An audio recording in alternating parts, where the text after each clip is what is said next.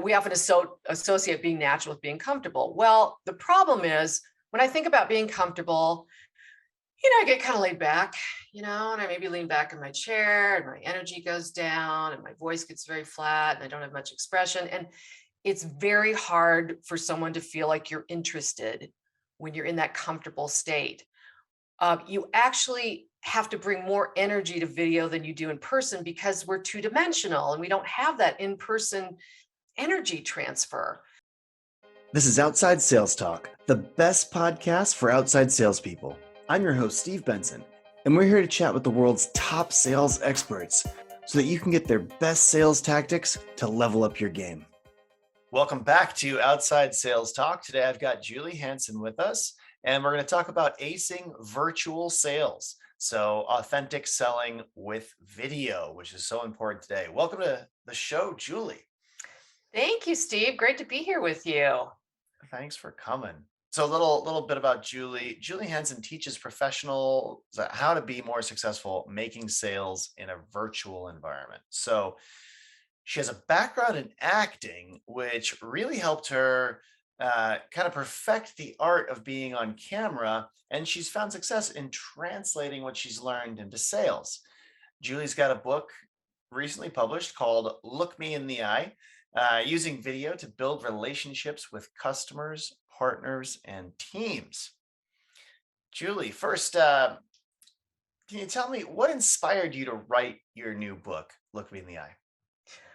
Well, I'd been teaching sales, presentation, demo skills, pitches for a long time to different companies around the world. And when the pandemic struck, I realized that, suddenly we're all going on camera, and I recognized that, I had learned these skills as an actor, which I did when I was a salesperson. I kind of did both in tandem, and nobody had those skills in business, right? And we just told our salespeople to go, get the technology, get on Zoom, get a camera and a mic and a headset, and boom, go, you're on.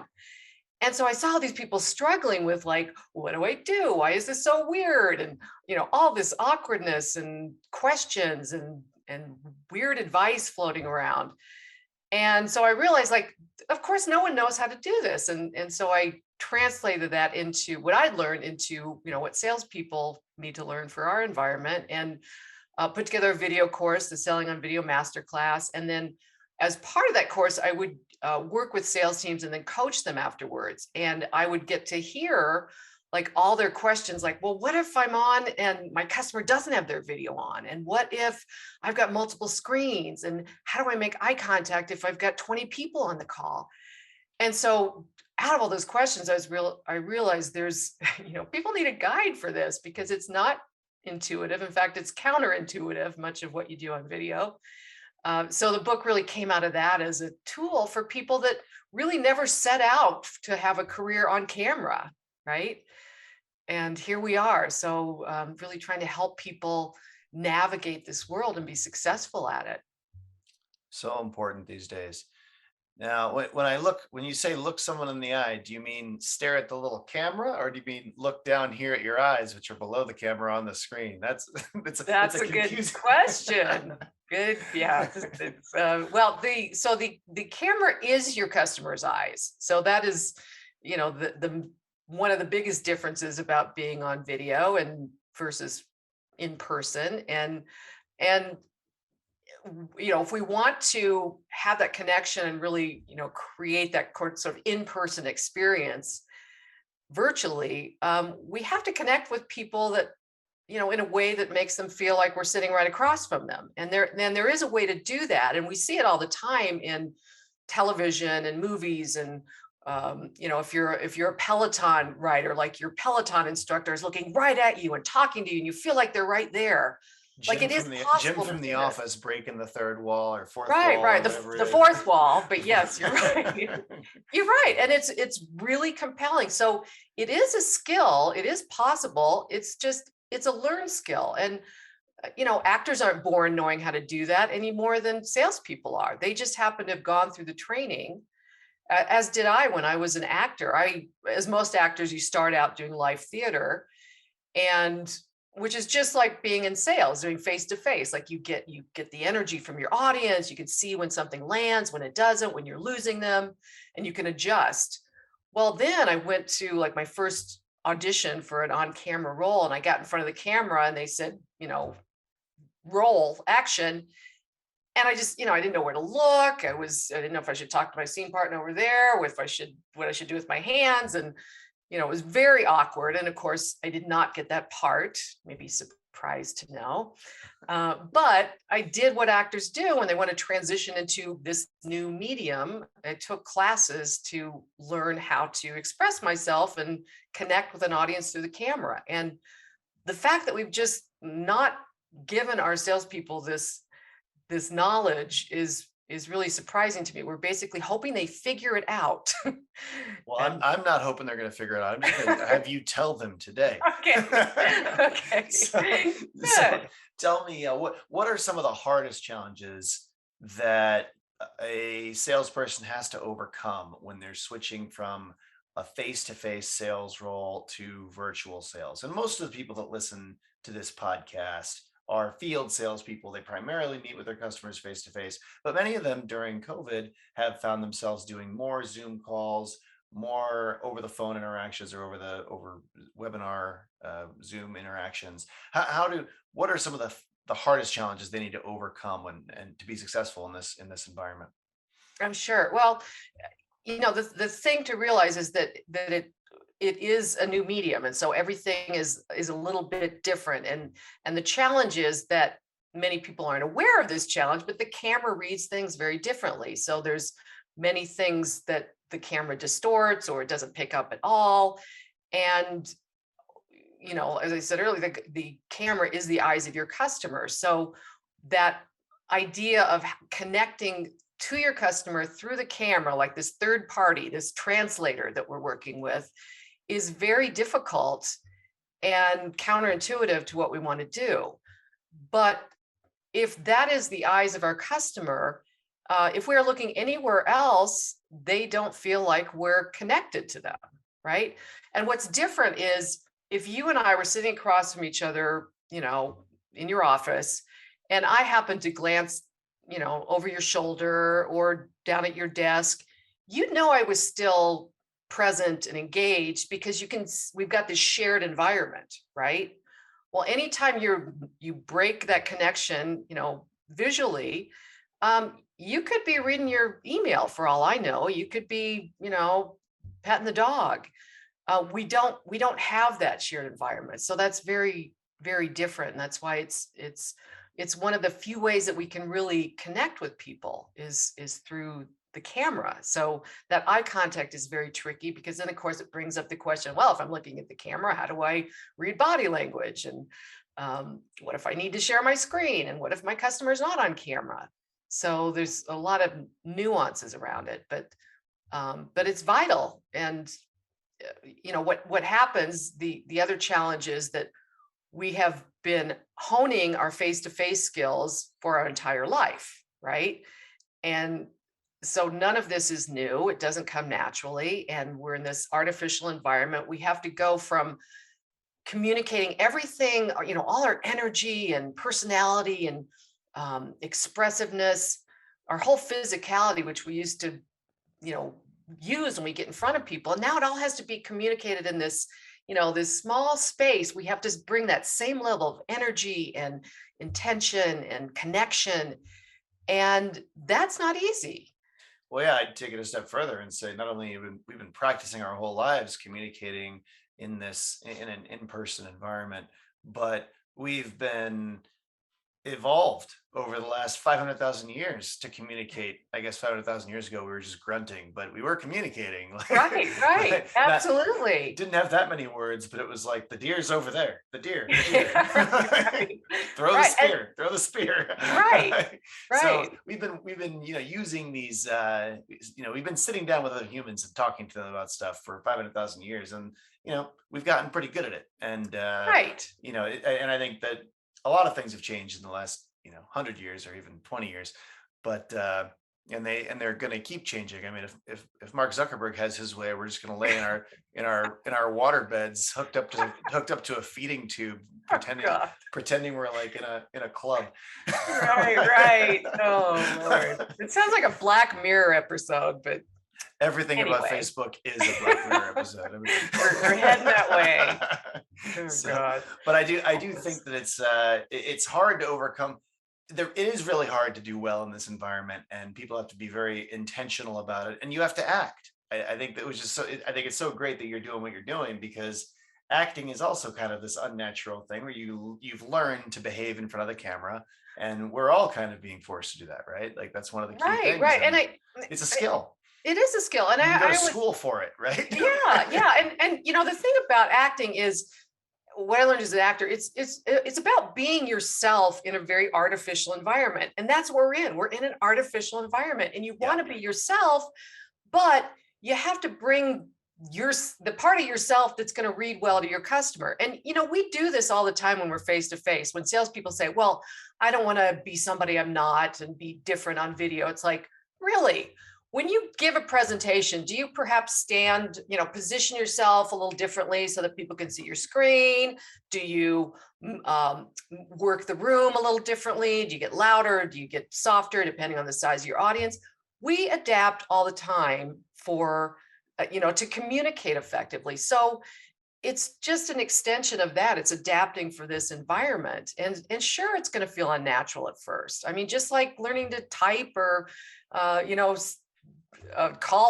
make a cold call felt unnatural as heck, and maybe still does.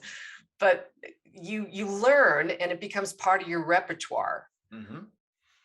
So, what are some of the important skills that you need to develop to successfully sell through this new medium that we're in with video calls?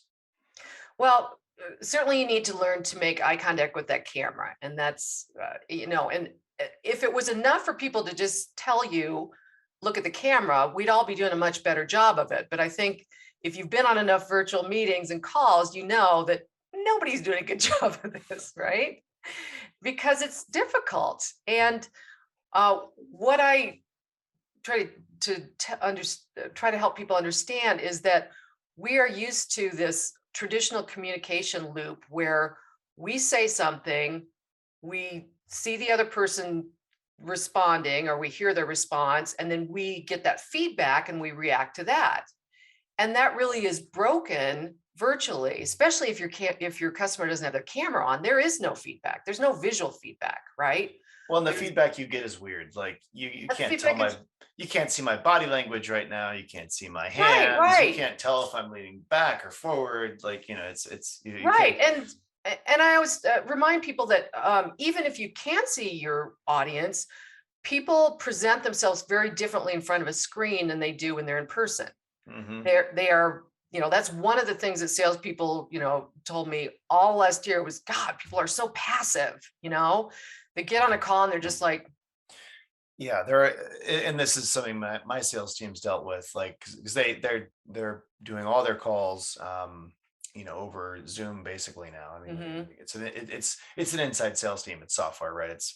This stuff costs $60 a month. It's cheap, right? So right, right. you So you're don't not sending them out you to, don't yeah you don't go out to meet with people in person for that, but they they have definitely, it's a struggle to deal with everyone just like sitting there on mute, kind of despondent, and like you can't, that half the time people are probably reading their emails, like you don't know what's on their screen, right? Like, so right, so right. they definitely feel like people aren't paying as close attention, and there's a lot more multitasking going on, where if you can get everyone in an actual room, like you would notice if they were, playing video games in their phone. Right, right. And people feel a little greater sense of obligation to show up and be attentive in person, although Yeah. I've certainly seen bad behavior when when I'm Hmm. in person.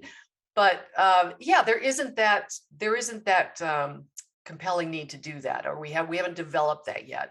And what most customers and bring to a virtual meeting is this on-screen behavior that we've really been trained by the media to sit in front of a screen and be in sort of, receiving mode. Like, Yeah. especially if I'm talking, if you're a salesperson, I'm like, I didn't come prepared to engage. That's not my job, right? Yeah. And we also, yeah, Entertain me. right, entertain me, right? Which is And harder. It's hard to be entertaining over Zoom. It's hard to be funny. It's hard to connect with well, people. It's much harder to be entertaining than it is in person. it is and it isn't. And we make it harder than it needs to be. And part of that is when you were talking about your sales team and how they, just, how it feels awkward and nobody's engaging. What we do is, we talked about that virtual communication loop where we don't get that feedback. What happens is most salespeople, when they don't get feedback, when they can't see their customer, they think, or they see this blank face, which is what I call resting business face, which is, just no ounce of emotion. It's like, Right. they love me, they hate me, I don't know. We just assume the worst, right? We're like, oh my God, they're bored. And then that brings out this nervous energy in us. We panic and we just keep talking because we're terrified to stop. Hmm. And we create this self-fulfilling prophecy where, yes, they are bored because we have not interacted with them at The all. world is very boring right now. It's not because you, the salesperson, suck. It's just that the world sucks. It's Right. not. That's part of it. Right.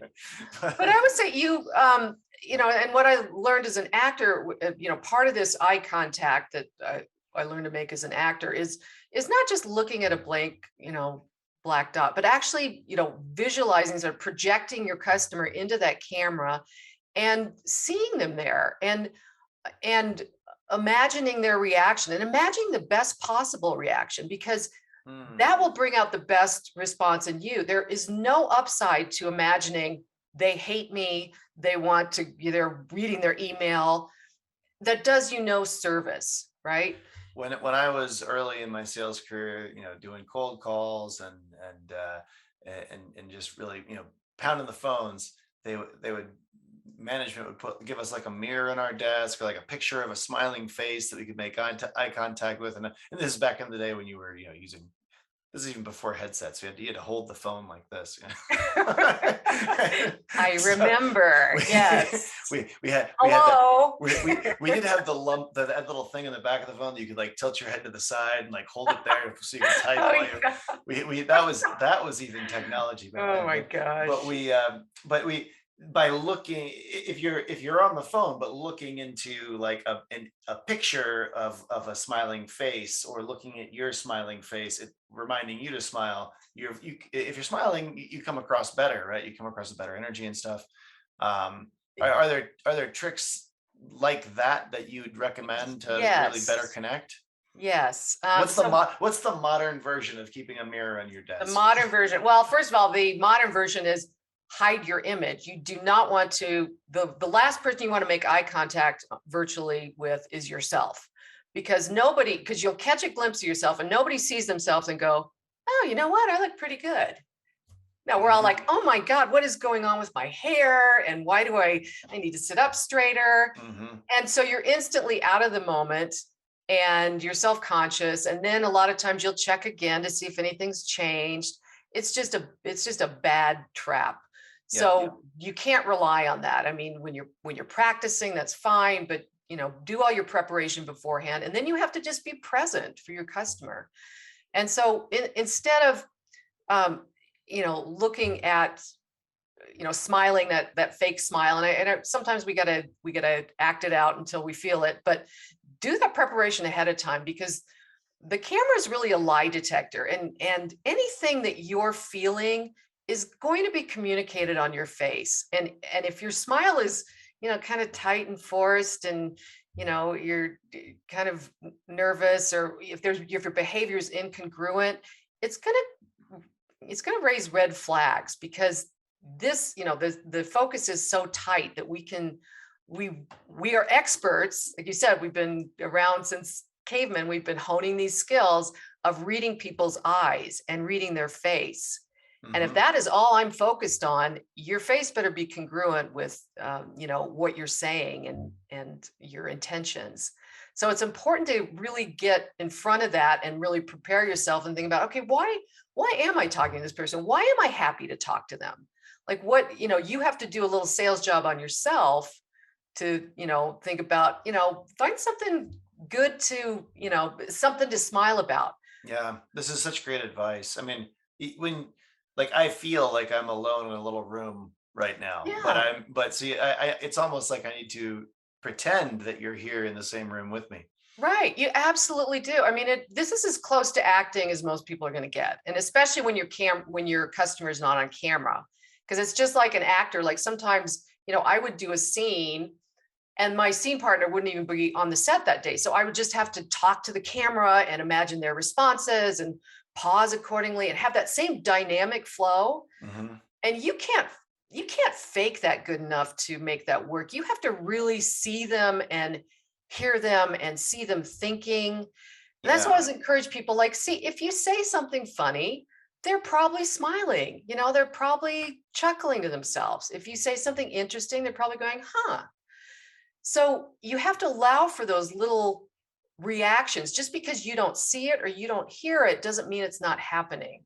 I And find that's I found myself actually joking around a lot less in these Zoom type settings because I think I'm less funny, and I don't know if that's in my own head or, but I definitely like in person. I make a lot more jokes. I connect a lot more with customers in general, just because but it's harder over Zoom. It's hard. I think it's hard to be. I think I remember one of the comedians talking about this too. They're like, because they kept doing their comedy, but like live streaming it kind of Mhm. during COVID, and they were like, it's so hard to like have timing when there's no actual audience laughing, like Right, when right. you're just in a room with a camera and the person filming. It's like how do you? It's like, am I even funny right now?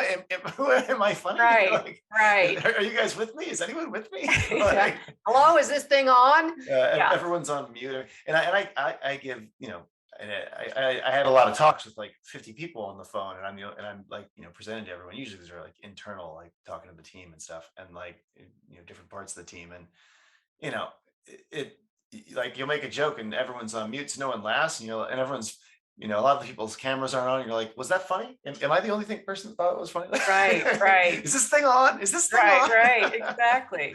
And that's where, and especially if you have, and that's another thing we have to recognize, that if you have more than one person on the call, people are going to get even more passive and they're going to be less reluctant to Yeah. express themselves. And again, that doesn't mean they're still there. It's just as if they're having their own personal experience with you. And that's one of the great things about video is you are talking to each person. When you're in a room with if you were talking to 50 people in a room, you couldn't possibly make that individual connection with everybody. Right. So it is kind of a beautiful thing that everybody's having their own experience with you. So you have to trust that people don't suddenly not have a sense of humor, right? They don't suddenly um, not be interested in something they were interested in, and trusting that reaction and just building that confidence and going on anyway. And I guarantee you people will be like, you may not have heard a peep or seen a smile, but I've had virtual presentations where people haven't said anything, and afterwards they're like, oh my god, that was so good. It's like, really? Because Because it was crickets from my hard to perspective. tell. Yeah. So again, you have to kind of fill that void, because we're trying to, we're trying to get, buy oranges at the hardware store. Like, people are not going to give us the reaction that we feel like we need, that we get in person. And we have to be okay with that to be successful in this medium. So, Yeah, it makes a ton of sense. What would you say are what skills you need to establish, or what should you do to establish the same strong relationships that you've always needed to connect with your customers in the virtual world over a Zoom meeting? yeah, it's interesting. Newer relationships are harder to develop virtually. That Harvard Business Review found that was true. Like we don't know that, which is bad news for sales, right? Uh, But there are some Sorry, qualities. what did that study find? They found that it's just harder to build relationships virtually than it is in person, new relationships, Yeah, I mean, which makes sense. I think everyone on this call has figured that one out. Yeah, right, right. Like they didn't probably didn't need to do a study to figure that out, but What, Harvard figured that one out? Thanks, guys. Thanks. yeah, don't spend your money going there. But anyway, so it's not just you, right? It's happening to everybody. And one of the things that people forget is that there are certain qualities that help a relationship take hold. And they're the same qualities whether you're in person or whether you're virtually. And those are things like being authentic, being a good listener, being empathetic, being trustworthy or credible. So once those qualities are established, once your customer feels those things like, okay, Steve's authentic, he's listening to me, he seems interested and cares, um, then then you have a chance of building a relationship. If they aren't there, you made it much harder. If I don't know that you're credible or I think you're interested in me, that's, we're probably not going to get off the ground. But the problem is that those qualities, again, we know how to express those and convey those in person, but we don't do a good job of conveying those virtually. So, if you think about it, just to be an active listener, like what does that mean? That means in person that if you're talking to me, I am looking at you. I'm not looking down at my phone. If you've ever been somewhere and or maybe you've been at a networking event where you're talking to somebody and they're like glancing around, like looking for someone more interesting to talk to. It's a terrible feeling, right? Or they're looking down at their phone.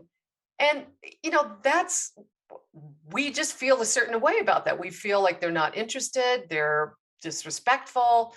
Um, and so we do that all the time on video. That's one of those behaviors that we just do, and we think it's okay because it's logical. Well, surely they know I'm looking at my screen.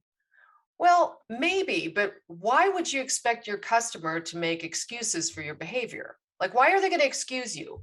They don't know you. They don't know, maybe your mom will make an excuse for you, but your customer's not going to. All they're going to know is that it feels like, it feels like they're not in a safe place and they don't maybe feel like opening up to you. They don't feel like you're that interested or empathetic. So we have to establish those qualities. We have to work with the camera and work with this environment to establish those same qualities in a different way. The other thing is being credible. Like we're the same trustworthy person we are in person as we are when we're on video, but we associate a lack of eye contact or always, looking down and around as being suspicious or being guilty, right? We also associate open hands, seeing someone's hands as them being open and trustworthy. And we don't see a lot of hands on video because of the way that people are framed and they don't know how to use this space and to, add, support to their message with their hands, or they do it too fast and they don't understand how that reads as distracting and You really only see my hands when I'm picking my nose. well, don't do that. But So, yes, okay, two major lessons of the day. Look people in the eye, don't pick don't your pick your nose. nose. Those, Yes, okay, if you walk the away with real two real things. takeaways, right? But learning how to communicate with the tools that you have in this space is really important. Is to connect with your audience, and those are a couple things that really get in the way of building a relationship. Is that the camera doesn't read some of that behavior the same way it does in person. So all these are great thoughts about how to be more successful in this Zoom type environment. And how can outside salespeople take all of this and actually put it into action and prepare to be successful on a virtual sales call they have coming up next week? Yeah, no, that's great. And it's not just it could be virtual sales calls. It could also be a lot of outside salespeople are seeing the value in creating these videos to send to customers before meetings or after meetings. So these tips apply just as well for that. Hmm. Uh, the first thing I would say is, you have to understand how you are communicating on video.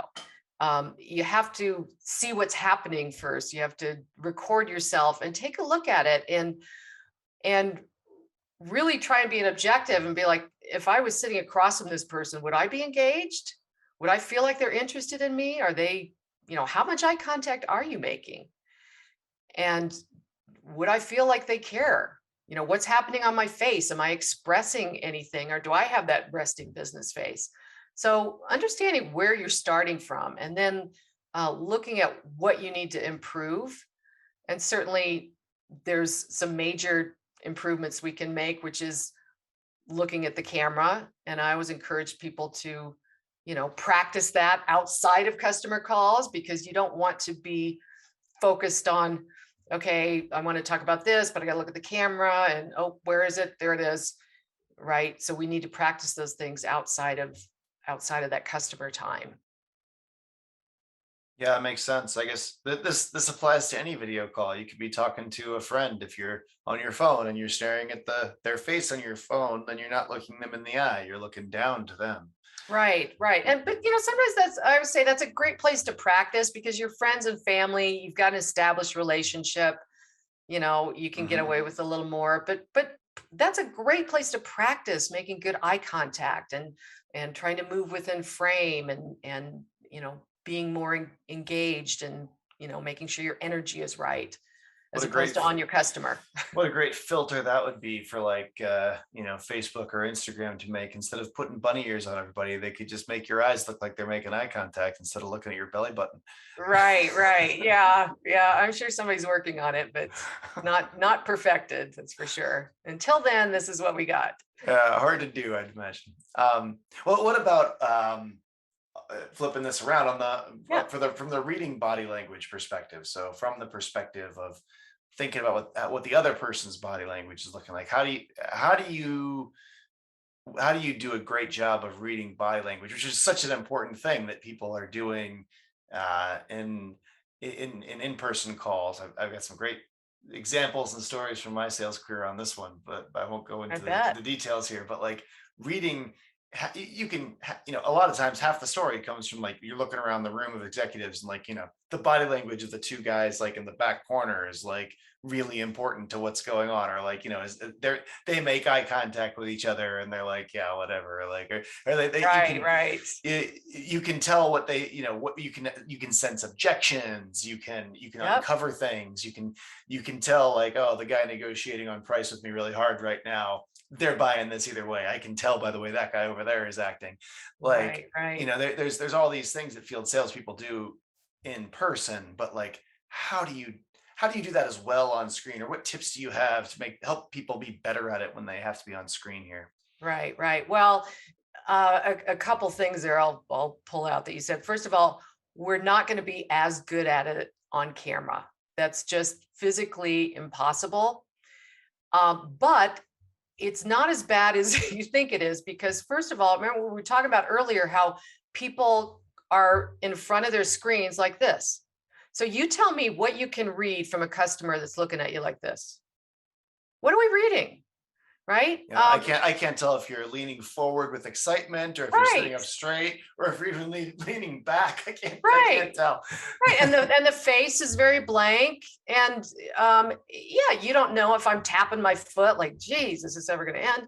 Yeah, So there are certainly things that we can read, but the idea is that we're not going to have, we have to let go of that need for that moment by moment type of information flow, because you also, if you've got 20 people on your screen, you're not going to be able to read everyone's body language all the time, or this is all you're going to be doing the entire call, right? right.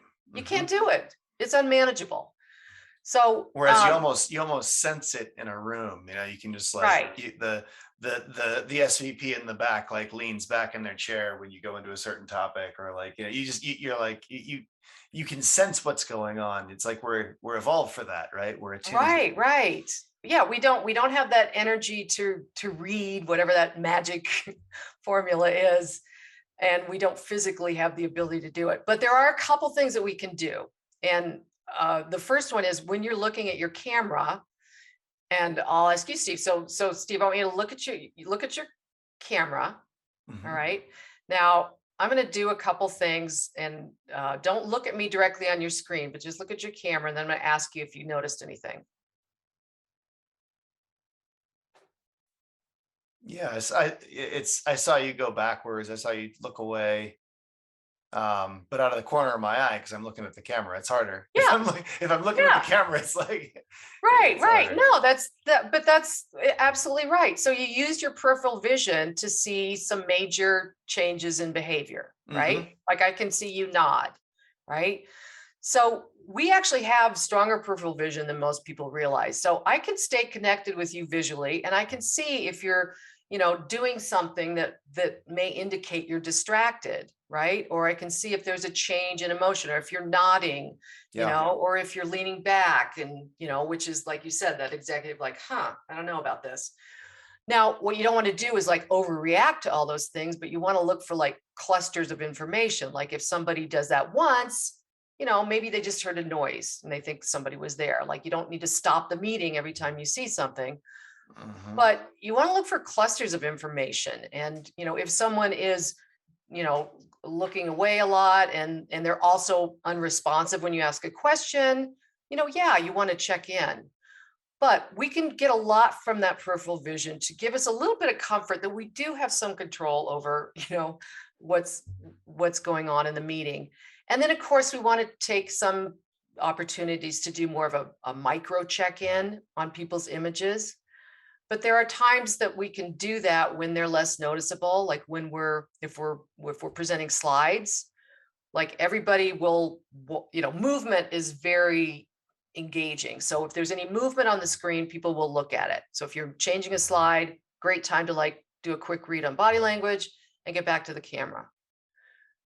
So there's a lot of tips, and I have a whole chapter on in the book about first reading body language, and then also another chapter on interpreting that body language, because we're assigning a lot of in-person meaning to on-screen behavior, and we're flipping out about it, right? We're like, oh my god, they're so bored, or I need to cut to the chase, or I need to change what I'm doing. And that's not necessarily always the case, and so we're creating a little more panic than we need to. Yeah, absolutely. What about I feel like or my impression is it's easier to lose people's attention in this environment than it Oh, is yeah. in the real world. What tips and tricks do you have to like keeping your prospects' attention on what's going on your presentation throughout your sales video? How do you do that in this Zoom world? What do you recommend there?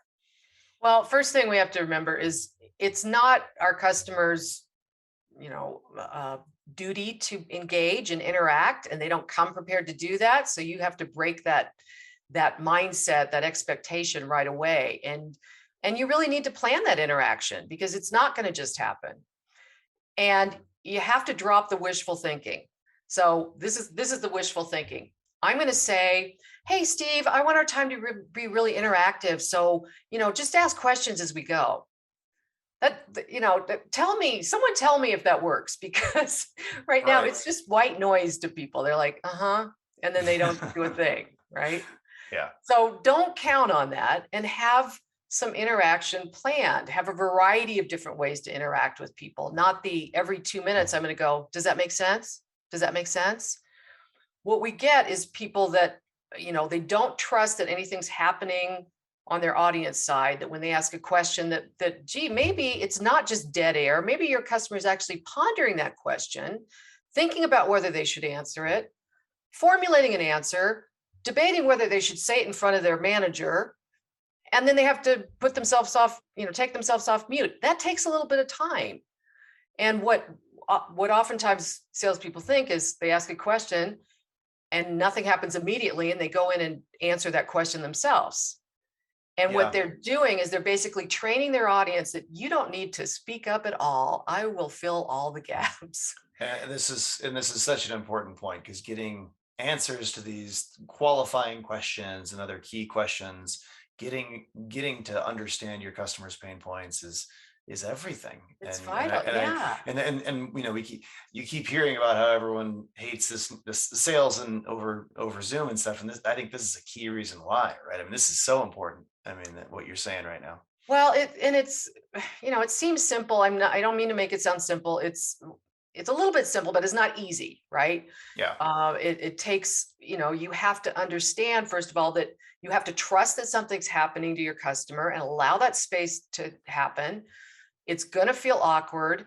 I always say there's presenter time and there's audience time. Like when we're quiet for 3 seconds, it feels like 3 minutes. Mhm. And to your audience, they're not thinking, did she forget what she was going to say? What's going on? Yeah, They're thinking about what you said, I right? couldn't even take myself off mute in 3 seconds. Right. It just doesn't happen. So I break down in the book like the anatomy of responding to a question. And it really can be an average time could be 15 to 17 seconds for that whole process to play out. So important to And keep in mind for salespeople. This is a huge point. This is the third major takeaway of the day. This is good, so good. important because Well, you just, if you don't get if you don't get them talking, you don't get their answers, because they're taking notes into a Google Doc on another page, and they got to toggle back to Zoom. right. They got to think, oh, I should ask this right now or say something right now, and then they got to toggle back to Zoom. They got And to then they got unmute to it. think, well, you know what? I bet Bob will answer this because and then Bob doesn't. So you gotta let that pressure build on their end too. Yeah. And you have to, what's really difficult, I think, for salespeople is you have to do that on the first question. And it's gonna feel longer than, and that's when you're least comfortable, right? Mm. Because you don't really have this rapport or anything going. But it's so important because you're setting a pattern. Yeah, Um, this is another super important point and super great idea. Establish the pattern on the first question. I love it. I mean, yeah, yeah. that's huge. What other mistakes are people making? Like I would never have thought of that one, but like what else? What are people screwing up here with for the on these video calls? Or Well, just they could how just much time do we have, Steve? I've got all day. And the listeners that have listened this far, they want to hear everything you got. I promise. Well, thanks. No, I'll point out a couple of ones that I see very commonly, and one goes back to this idea where people tell me on video, well, I just want to be myself. I just want to be natural. I want to be comfortable. We often associate being natural with being comfortable. Well, the problem is when I think about being comfortable, I get kind of laid back, and I maybe lean back in my chair and my energy goes down and my voice gets very flat and I don't have much expression. And it's very hard for someone to feel like you're interested when you're in that comfortable state. You actually have to bring more energy to video than you do in person because we're two-dimensional and we don't have that in-person energy transfer. And Yeah, I totally agree. This is why like TV personalities are often so annoying in person. Like you hang out with someone who's like, interviews people on TV, and you're like, oh whoa, take God. it down a notch, bud, right? Yeah. Yeah, but But it's it's perfect for interesting. TV. Yeah, but it's interesting because we do the flip in business. We think, oh, we're in our comfy chair at home, which doesn't help. And we think, My oh, I my just want chair to be, actually, my chair sucks. It's that's awful. good. That'll keep you on your toes. um, but the camera actually, you probably heard this saying, the camera adds 10 pounds, which sadly is true. But it also That's not what we wanted to hear. that's the bad news. But it takes away a chunk of your energy. So we have to fight against that. We have to bring more energy to the call. And I guarantee if you watch yourself, compare a video of when you're just kind of comfortable and being yourself, like the you that's home, channel surfing, versus you that's on the edge of your seat, really interested in conversation, talking to somebody about something you're passionate about. That's going to read very differently. The camera loves that kind of energy. So don't get confused by, being natural and being comfortable. They're two different things. Hmm. Yeah, you look fatter, you're pastier, and you And come you're off with more laid you back. come Other up with than that, less energy. So right, right. so we've got to get thinner. We've got to get a good Gotta get light. thinner and more energetic. Yeah.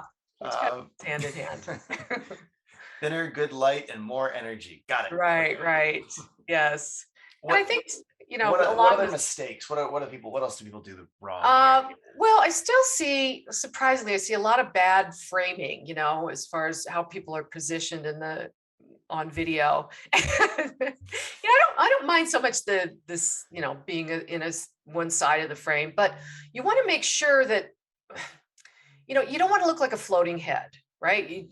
We're already in an artificial environment. We don't want to constantly remind someone that this is artificial. So you want to be sure that you have, like this is a medium close up in film.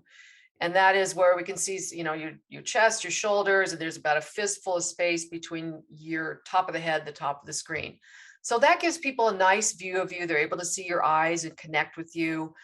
Not too close, not too Not too far. close, because otherwise, when you get into, and some people get into this extreme close-up mode, and you would never sit that close to someone in person, right?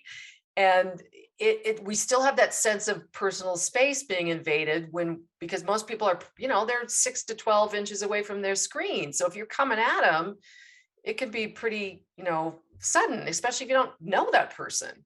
Yeah. So understanding kind of framing, um, oftentimes people, when they get excited, when salespeople get excited, they start to lean towards the screen. And again, it's that kind of space invader. And it's also very distracting because as you get closer to the screen, certainly things get larger and very out of proportion. So, Mhm. so you have to, I always tell people to imagine a pane of glass between you and the screen. And what you want to do is you don't want to beat your head against that glass, right? You want to try not to break through it and just keep everything on this plane, right? And that's what's going to read better than, kind of this coming at the camera and looking out of proportion. That makes sense. Well, let's move into sales in 60 seconds. Quick Okay. questions, quick answers. What's your number one tip for improving confidence on video? Having confidence. Ah, First of all, you have to make friends with your camera, right? If you feel awkward being on camera, if you don't like your camera, it'll be written all over your face, first of all. But the camera is the lens through which you're going to connect with your customers. So you have to see it as a friendly entity, right? You can't see it as this, necessary evil. So you have to develop a friendly relationship. You probably heard people say, oh, that person, that the camera loves that person because they're so great on camera. And the camera doesn't love or hate anybody. It's more likely that that person loves the camera, and that's why they come across so well.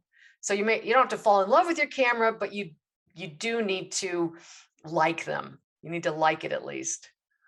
Makes sense. I've never loved my camera, but I'll learn to.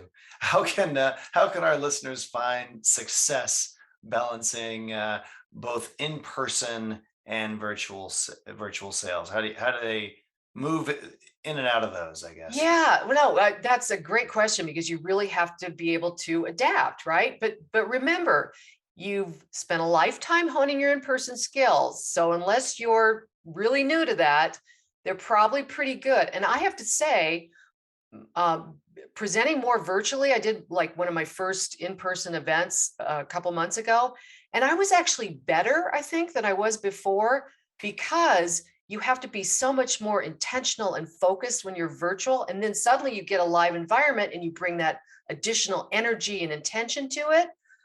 Your virtual skills are going to actually help you be better in person. So spend some time on your virtual skills. You're not going to forget your face-to-face skills, but you need to be able to have that muscle memory so you can just adapt, back and forth between the two. What's the best acting advice you've been given Um, that also works for sales advice? This was when I was rehearsing for a show, and the director said, "Hey, you're supposed to be happy. You don't look happy." And I said, "I am happy. I thought I was happy. I thought I was smiling." He recorded me, and we looked at it, and sure enough, I did not look happy. And he said to me something I'll never forget. He said, "It doesn't matter what you mean to do, what you thought you did. If the camera didn't see it, it didn't happen." And that is true whether you're an actor or whether you're in sales. If the camera doesn't see it, it doesn't exist. So whether you meant to express, happiness or empathy or that you were a good listener. If the camera didn't pick it up, your customer didn't either. Are there any daily habits or rituals that you think virtual salespeople could take advantage of?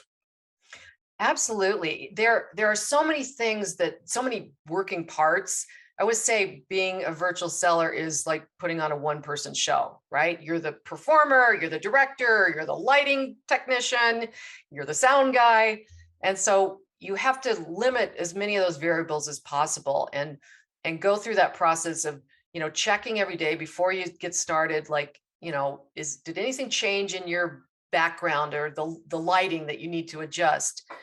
And just get all those things out of the way before you get on a call, and then do the preparation that, performers do, that athletes do before they get into the, on stage or on the track. Warm up, like, you have to warm up those facial muscles, those expressive muscles, that get that tension out of your body, get that energy up, because you can't get from 0 to 100 in that, the minute you hit, you know the start on the Zoom call. You need to be there, and because those first few seconds really matter with a customer, so you need to be at that right energy level and that right focus. Such great advice. My favorite thing in the world is when I've got like a meeting at 8 a.m. East Coast time, so 5 a.m. Pacific time. I'm supposed to be like Yeah. presenting to a group of people, and I'm like, "Good morning, hello." Right, right. Yeah, there's a lot of people are warming up on their audience. Like, we spend the first couple minutes warming up, but those first few seconds, people are forming an opinion, right? They're deciding how they're going to listen to you, Yeah, and you don't want to waste that opportunity. such great advice. Well, I'm going to try to summarize the wisdom that you've dropped on us here today. Um, So first of all, make sure you look into the camera, because that is where your customers' eyes are. They feel like you're looking at them if you're looking in the camera, and you need that to make that connection. Um, Video is a new medium, and the camera picks up things very differently than things are in real in person, and we have to kind of prepare ourselves for that. You can connect with prospects through the camera in a way that makes them feel like they're sitting right across from you, and this is a skill that we can develop. When you join video calls, it's imagine the best possible reaction that your prospects can have, so that you can also give off that energy. Make sure you don't come off flat and bored, even if they look flat and bored on their side.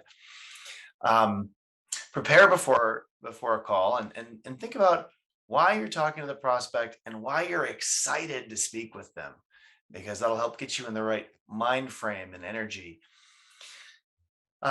Certain qualities can help a relationship really take hold and flourish. Being authentic, being empathetic, credible, showing that you're interested in someone, etc. You want to work to convey these qualities over video, and keep in mind that the camera reads things differently, and so you've got to make adjustments. You can prepare for a video call or a recording that you're making by doing some recordings of yourself, and get a feel for how you come across and where you're starting from. Make Try to figure out, where can I improve? Am I not looking happy enough? Am I coming off flat? Am I coming off bored? You want to practice before you really meet with prospects, so you can become it can become natural, and you get fluent and fluid with it. Pay close attention to your prospects' body language and responses, and it's not as easy as it is in person, right? It's not natural for you to necessarily notice this stuff, but look for clusters of information and any meaningful reactions. If you're presented to several people and they all kind of react to something you're saying, try to note that and try to figure it out, and kind of place yourself in the room with them. Imagine with your mind, and say, oh well, if they just leaned backwards and did this natural human reaction, what does that actually mean if I was in the room with them? Um, you want to plan your meetings with your customers, so that you can have interactions built into your conversations. So work that energy in. You want to bring more energy to your video conversations than you would in person in order to better connect, because the camera kind of flattens everything. Mhm. You want to frame yourself within within the screen and within the camera's lens well, so that your presence is more natural. And she talked about what that what that looked like. um well, this has been absolutely fantastic. I really appreciate all the all this information, Julie. I mean, this is great for people. Where can they read more about your work? How do they get in touch with you? If our listeners wanted to go deeper on this topic.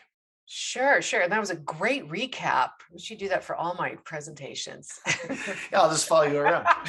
You got nothing else going on, right? I'm not busy.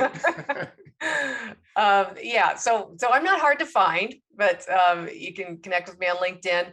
My book, Look Me in the Eye: Using Video to Build Relationships with Customers, is on Amazon, so you can find that there. Be sure not to get Look Me in the Eye, which is about at os.